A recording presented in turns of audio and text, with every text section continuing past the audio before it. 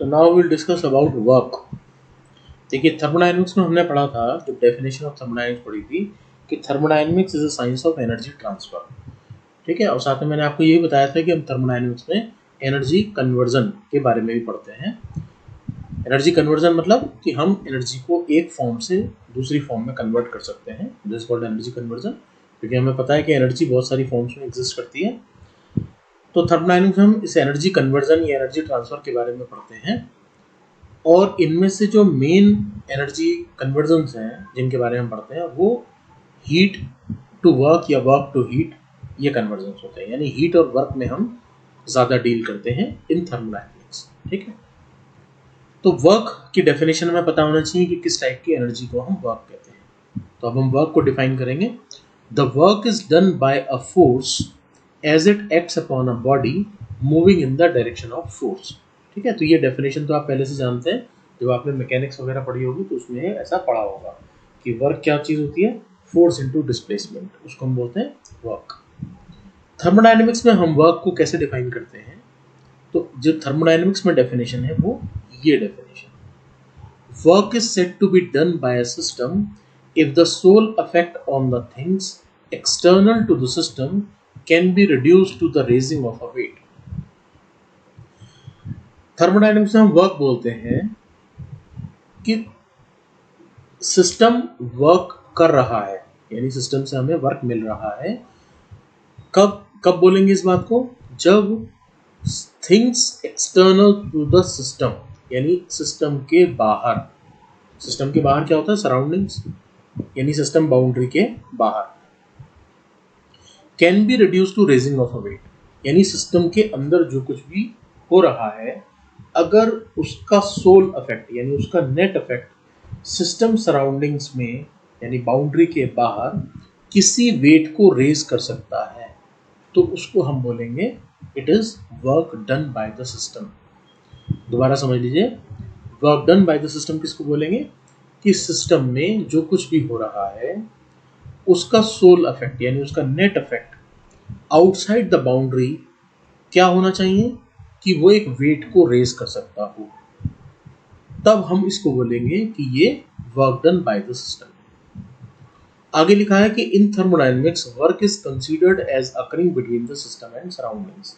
ठीक है, यानी हमेशा जो वर्क है वो सिस्टम और सराउंडिंग के बीच में होता है। बीच में होने का क्या मतलब है, कि वो हमेशा सिस्टम बाउंड्री को क्रॉस करता है, या तो वो सिस्टम से सराउंडिंग में क्रॉस हो रहा होगा, ट्रांसफर हो रहा होगा, या फिर वो सराउंडिंग से सिस्टम में ट्रांसफर हो रहा होगा। तो अब दोनों चीज़ों को एक बार फिर से समझते हैं जो हमने अभी अभी ऊपर पढ़े। देखिए हमारा सिस्टम क्या है, ये हमारा सिस्टम है जो ये आपके डैश लाइन से ये रेक्टेंगल जो बना हुआ है, ये इसके अंदर क्या चीज़ है हमारे पास, एक तो ये बैटरी है और यहाँ पर एक मोटर है। तो ये बैटरी इस मोटर को रन कर रही है। जब आप इसको ऑन कर देंगे इसका स्विच, तो ये मोटर ऑन हो जाएगी, और इस मोटर के साथ एक फैन कनेक्टेड है। तो अब हम ये जानना चाहते हैं कि ये जो हमारा सिस्टम है इस बाउंड्री के अंदर, ठीक है, ये हमारी सिस्टम बाउंड्री है, ठीक है, और इस सिस्टम बाउंड्री के बाहर क्या सराउंडिंग्स। तो सिस्टम के बाउंड्री के अंदर जो बैटरी और मोटर है ये कोई वर्क कर रही है क्या, ये क्वेश्चन है। ठीक है, यही तो चेक करना है हमें। तो अगर ये बैटरी और मोटर अगर किसी वेट को रेज कर सकते हैं, यानी इस बैटरी मोटर को जब आपने रन किया तो इसका जो नेट इफेक्ट है वो अभी तो आपको ये दिखाई दे रहा है कि वो इस फैन को रन कर रहा है। तो अगर ये बैटरी और मोटर किसी वेट को रेज कर सकता है ये अरेंजमेंट, तो इसका मतलब ये work done by the system है। तो इसको चेक कैसे करेंगे, हमने क्या किया, इस सेकंड फिगर को देखिए कि इस फैन को यहाँ से रिमूव करके यहाँ पर एक पुली लगा दी और इस पुली के साथ एक वेट कनेक्ट कर दिया। तो अब जब आप इस बैटरी को ऑन करेंगे तो ये मोटर रन करेगी, ये पुली रोटेट होगी और ये वेट यहाँ से रेज हो जाएगा, और वेट रेज हो जाएगा तो इसका मतलब there is a work done by the system, यानी ये सिस्टम जो है वो सराउंडिंग्स पर वर्क कर रहा है। ठीक है, तो ये सिस्टम सराउंडिंग पर वर्क कर रहा है। ठीक, अब आप देखिए ये वर्क, ये डेफिनेशन तो अब आपको समझ में आ गई होगी, ये जो हमने ऊपर लिखी थी कि the work is said to be done by a system if the sole effect, यानी सिस्टम के अंदर क्या क्या था, बैटरी और मोटर थी, उसका जो सोल इफेक्ट है external to the system, system की बाउंड्री के बाहर, can be reduce to the raising of weight, वो वेट को रेज कर सकता है। तो उसने कर दिया वेट को रेज, तो इसका मतलब there is a work done by the system. ठीक है, दूसरी चीज क्या लिखी हुई थी, in thermodynamics work is considered as occurring between the system and surroundings, यानी थर्मोडायनेमिक्स में हमेशा जो वर्क है वो सिस्टम से सराउंडिंग में या सराउंडिंग से सिस्टम में ट्रांसफर होता है। तो इसमें भी आप देख लीजिए कि ये वर्क जो है वो सिस्टम से सराउंडिंग में ट्रांसफर हो रहा है, यानी वर्क जो है वो एक ऐसे टाइप की एनर्जी है जो हमेशा सिस्टम बाउंड्री को क्रॉस करती है। ठीक है, इसीलिए हम जो वर्क पढ़ते हैं थर्मोडायनेमिक्स में वो वर्क ट्रांसफर पढ़ते हैं। ठीक है, ट्रांसफर मतलब फ्रॉम सिस्टम टू सराउंडिंग और फ्रॉम सराउंडिंग टू सिस्टम। ठीक है, तो ये हमारा वर्क हो गया, इसको हमने बोला वर्क। तो अब नेक्स्ट चीज है हीट, क्योंकि मैंने आपको कहा कि हम वर्क और हीट में ही ज्यादा डील करते हैं, तो we should know what is heat. Heat is defined as the form of energy that is transferred across the boundary by the virtue of temperature difference. तो हीट क्या है, हीट भी एक फॉर्म ऑफ एनर्जी है जो कि system boundary को cross करती है, ट्रांसफर्ड अक्रॉस द बाउंड्री। ये भी सिस्टम बाउंड्री को क्रॉस करती है, यानी या तो ये सिस्टम से सराउंडिंग में ट्रांसफर हो रहा होगा या सराउंडिंग से सिस्टम में ट्रांसफर हो रहा होगा। लेकिन ये क्यों हो रहा होगा transfer, by virtue of temperature difference, ये इंपॉर्टेंट चीज है। ठीक है, ये टेम्परेचर डिफरेंस की वजह से ट्रांसफर हो रहा होगा, यानी the cause of heat transfer is temperature difference. ठीक है, तो अब हम इसको अब हीट और वर्क को एक साथ समझते हैं। ठीक है, एक तो हमने पहले पढ़ा कि वर्क, और दूसरी चीज हमने पढ़ी हीट। हालांकि ये बड़ी कॉमन टर्म है, आप बहुत पहले से पढ़ते चले आ रहे हैं, लेकिन दोनों में डिफरेंस क्या है और दोनों में सिमिलैरिटी क्या है। तो देखिए, वर्क और हीट दोनों ही जो हैं वो सिस्टम बाउंड्री को क्रॉस करते हैं। मैंने आपको बताया कि वर्क भी सिस्टम बाउंड्री को क्रॉस करता है और हीट भी सिस्टम बाउंड्री को क्रॉस करता है। तो यानी कि ये ऐसे टाइप की एनर्जी है जो कि सिस्टम बाउंड्री को क्रॉस करते हैं। तो जो ऐसे टाइप की एनर्जी होती हैं जो सिस्टम बाउंड्री को क्रॉस करती हैं उनका हम बोलते हैं energy in transit. Energy in transit, energy in transit का मतलब वो सिस्टम बाउंड्री को हमेशा क्रॉस करेगी। ठीक है, तो यानी ये दोनों ही एनर्जी इन ट्रांजिट है, लेकिन डिफरेंस क्या है कि हीट ट्रांसफर जो होता है वो टेम्परेचर डिफरेंस की वजह से होता है, डेल्टा टी। ठीक है, और वर्क ट्रांसफर जो होता है वो डेल्टा टी की वजह से नहीं होता। ठीक है, अब मैं आपको दोबारा से बताता हूँ इसका क्या मीनिंग हुआ, नहीं तो आप कहेंगे पता नहीं क्या बता दिया। देखिए, मैं ये कह रहा हूँ कि हीट ट्रांसफर जो होता है वो टेम्परेचर डिफरेंस की वजह से होता है और वर्क ट्रांसफर टेम्परेचर डिफरेंस की वजह से नहीं होता है। तो इसका मीनिंग क्या है कि जो वर्क है वो भी ट्रांसफर होता है, यानी सिस्टम बाउंड्री को क्रॉस करता है, जो हीट है वो भी सिस्टम बाउंड्री को क्रॉस करते हैं। ठीक है, यानी ये ऐसे टाइप की एनर्जी है जो सिस्टम बाउंड्री को क्रॉस करते हैं। तो जो भी एनर्जी सिस्टम बाउंड्री को क्रॉस कर रही होगी वो या तो वर्क होगी या हीट होगी। अब उन दोनों में से ये वर्क है या हीट है, ये कैसे आइडेंटिफाई करेंगे, तो जो टेम्परेचर डिफरेंस की वजह से ट्रांसफर हो रहा होगा उसको तो बोलेंगे वर्क, और जो टेम्परेचर डिफरेंस की वजह से नहीं होगा वो चाहे कुछ भी हो उसे हम बोलेंगे, सॉरी मैंने उल्टा बोल दिया, जो टेम्परेचर डिफरेंस की वजह से हो रहा होगा उसको हम बोलेंगे हीट। ठीक है, करेक्ट कर लीजिए, जो एनर्जी, दोनों ही एनर्जी ट्रांसफर है, लेकिन जो टेम्परेचर डिफरेंस की वजह से ट्रांसफर हो रहा है दैट इज कॉल्ड हीट। और इसके अलावा जो कुछ भी ट्रांसफर हो रहा है एनर्जी ट्रांसफर, लेकिन उसका बेसिक कॉज टेम्परेचर डिफरेंस नहीं है, उसको बोलेंगे वर्क। ठीक है, यानी हमने दो कैटेगरी बना दी, एक एनर्जी इन ट्रांजिट है हीट जिसका बेसिक कॉज टेम्परेचर डिफरेंस है, और बाकी सब जो भी एनर्जी ट्रांसफर है अगर उनको सबको एक कैटेगरी में डाल दिया जो कि टेम्परेचर डिफरेंस की वजह से नहीं है, और उन सबको बोल दिया हमने वर्क। यानी जो भी एनर्जी ट्रांसफर टेम्परेचर डिफरेंस की वजह से नहीं है that will be called work. ठीक है, और जो टेम्परेचर डिफरेंस की वजह से है वो हमने उसको नाम दिया हीट। तो समझ में आ गया होगा दोनों चीज़ें। ठीक है, वर्क और हीट में आगे भी डिफरेंसेस आएंगे, उनको हम आगे धीरे धीरे पढ़ते जाएंगे जिससे जैसे आते जाएंगे। ठीक है, मैं सारे आज ही नहीं बता रहा हूँ। अब कैलकुलेशन जब हम करेंगे तो हमें एक साइन कन्वेंशन यूज करनी पड़ेगी, ये वो साइन कन्वेंशन है। ठीक है, ये साइन कन्वेंशन ये हमने अपने हिसाब से ली हुई है। अपने हिसाब से मतलब जनरली इंडिया में हम इस साइन कन्वेंशन को यूज़ करते हैं। आप इसका ऑपोजिट भी ले सकते हैं, लेकिन उसमें कोई विजडम नहीं है। ठीक है, लेने के लिए ले लीजिए, लेकिन कोई उसमें बुद्धिमत्ता नहीं है। ठीक है, तो आप इसी को ले लें तो ठीक है। ठीक है, क्योंकि ये तो कन्वेंशन है। तो इस कन्वेंशन को हमने कैसे लिया हुआ है कि अगर ये हमारा सिस्टम है, ये सिस्टम है और इस सिस्टम से वर्क आउटपुट होता है, W हमें वर्क आउटपुट मिलता है, तो हम इसको बोलेंगे पॉजिटिव। और अगर वर्क इनपुट होगा सिस्टम पर, ठीक है, तो उसको हम बोलेंगे नेगेटिव। और इसी तरह से अगर इसमें हीट सप्लाई होगी, हीट को हम Q से रिप्रेजेंट करते हैं, हीट सप्लाई होगी तो that will be considered as positive. और अगर इससे हीट रिजेक्टेड होगी तो उसको हम लेंगे नेगेटिव। ठीक है, इस कन्वेंशन को हम फॉलो करेंगे पूरी थर्मोडायनामिक्स। ठीक है, तो आप भी इसी को फॉलो करिए। जनरली बुक्स में भी यही फॉलोड है। कुछ बुक्स ने उल्टा भी किया हुआ है, लेकिन जैसे मैंने आपको बताया कि उसमें कोई ज़्यादा कलंदी की बात तो है नहीं, तो इसलिए ये कोई बहुत ऐसी चीज़ नहीं है, बस कन्वेंशन है। ठीक है, तो इसलिए हमने इसको लिया हुआ है। अब नेक्स्ट टॉपिक है हमारा पीडीवी वर्क और डिस्प्लेसमेंट वर्क। तो देखिए, डिस्प्लेसमेंट वर्क या पीडीवी वर्क, और इसको हम नॉन फ्लो वर्क भी बोलते हैं। ठीक है, नॉन फ्लो वर्क इसलिए बोलते हैं क्योंकि ये क्लोज सिस्टम के लिए। तो इस क्लोज सिस्टम में आप देखिए हमने क्या बनाया हुआ है कि यहाँ पर एक ये सिलेंडर है।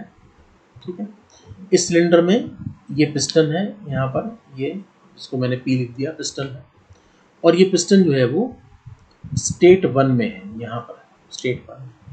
ठीक है, स्टेट 1 का मतलब क्या है कि यहाँ पर जो गैस है, ठीक है, यहाँ पर जो ये गैस है, इसका प्रेशर P1 है और वॉल्यूम V1 है। ठीक है, इस पर्टिकुलर स्टेट को हम कह रहे हैं स्टेट 1। ठीक, अब थोड़ी देर बाद क्या होता है कि ये पिस्टन राइट साइड में मूव करता है, और राइट साइड में मूव करने के बाद ये यहाँ पर आ जाता है, ये इसकी सेकंड लोकेशन। और जिस समय यहाँ आ जाता है तो वॉल्यूम कितना हो जाएगा, वॉल्यूम तो पूरा हो जाएगा ना, क्योंकि गैस जो है वो पूरे इस वॉल्यूम को ऑक्यूपाई कर लेगी। तो इसका जो प्रेशर है वो P2 होगा और वॉल्यूम V2 होगा। ठीक, तो ये P2 V2 जो स्टेट है ये स्टेट 2 है।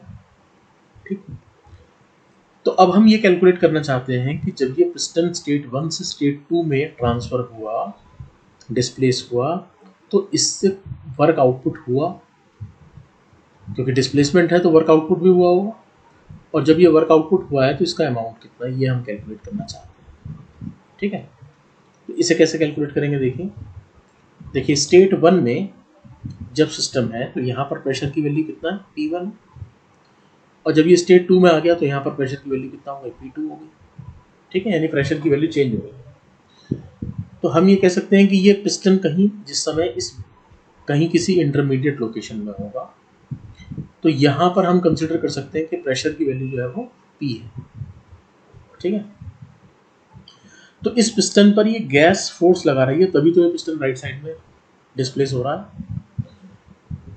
तो हम अगर एक वेरी स्मॉल एलिमेंटल डिस्प्लेसमेंट ले लें, ठीक है, और उसको हमने नाम मतलब लिखा, रिप्रेजेंट किया DL से।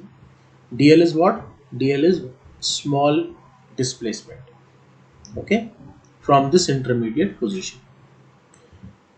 तो इस पिस्टन पर जो फोर्स है वो फोर्स इस पिस्टन को DL डिस्प्लेस कर रहा है। तो F इंटू DL क्या हो गया, इस स्मॉल डिस्प्लेसमेंट में वर्क ट्रांसफर हो गया। ठीक है, यानी del W is equal to F into DL। ठीक, ये डेल W क्या चीज है, del W is small amount of work transfer when the piston is displaced by DL displacement from its this intermediate location और position. ठीक है, अब ये पिस्टन जो डिस्प्लेस हुआ है ये तो स्टेट 1 से स्टेट 2 में हुआ है, तो यानी कि ये वर्क कितना हो गया, अगर हम इसको इंटीग्रेट कर लें 1 to 2, और यहाँ पर भी 1 to 2।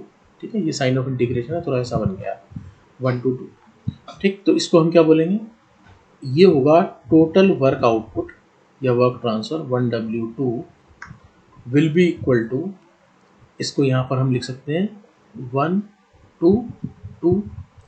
अब आप देखिए पिस्टन के ऊपर जो फोर्स है वो F है, और प्रेशर हमने कंसिडर किया कि P है। तो अगर पिस्टन का क्रॉस सेक्शनल एरिया, ठीक है, मैं यहाँ लिख देता हूँ, क्रॉस सेक्शनल एरिया जो है वो A है, ठीक है, let the cross sectional area of the piston is A, तो फोर्स कितना हो जाएगा, सॉरी हाँ, फोर्स की वैल्यू कितना हो जाएगी, force will be equal to P into A, that will be equal to P into F की वैल्यू कितना हो गई, P into A, pressure into area into DL, ये तो ऐसे ही है। तो इसको हम लिख सकते हैं, इट इज 1/2 P, अब आप देखिए A तो क्रॉस सेक्शनल एरिया है और DL इज डिस्प्लेसमेंट, तो यानी A इंटू DL की वैल्यू किसके हो गई, A DV के इक्वल हो गई, ठीक है, जो पिस्टन है हमारा, ठीक है, पिस्टन यहाँ पर था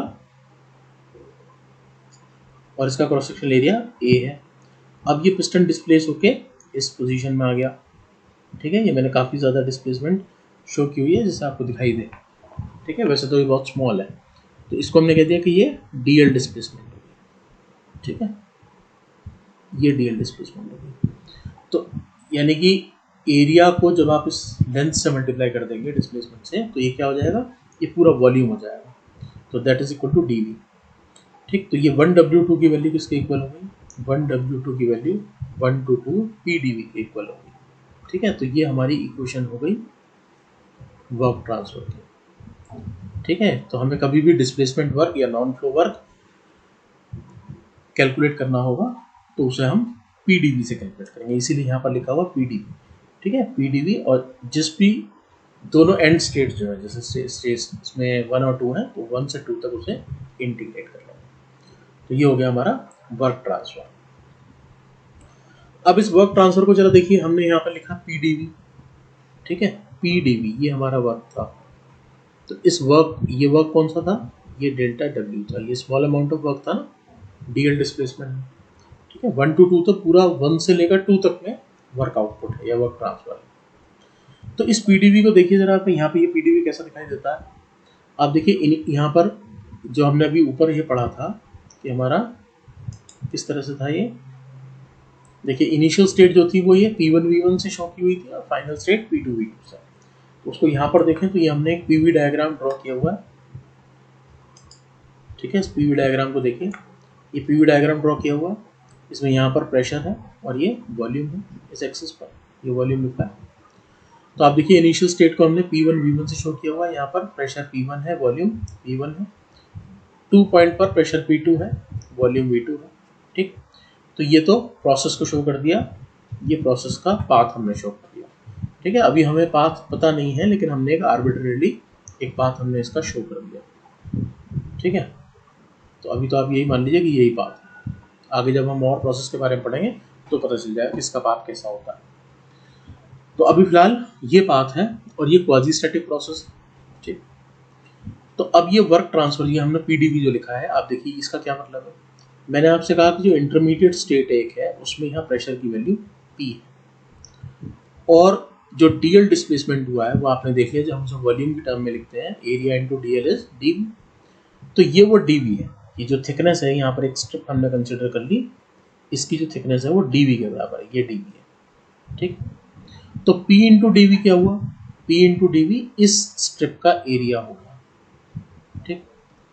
और जब आप इसे 1 to 2 इंटीग्रेट कर देंगे, 1 to 2 और यहाँ भी 1 to 2, तो इसका मतलब आपने क्या किया, आपने ये पूरा एरिया कैलकुलेट कर लिया, ठीक है। इसका मतलब ये है कि आपने ऐसी स्टेप, बहुत सारी स्टेप 1 से लेकर 2 तक कंसिडर किया और सबके एरिया को ऐड कर लिया, तो यानी you have calculated the area under this curve, ये जो पूरा हमारा कर्व है, ठीक है, ये जो कर्व है इसके अंडर वाला ये पूरा एरिया हमने कैलकुलेट कर लिया।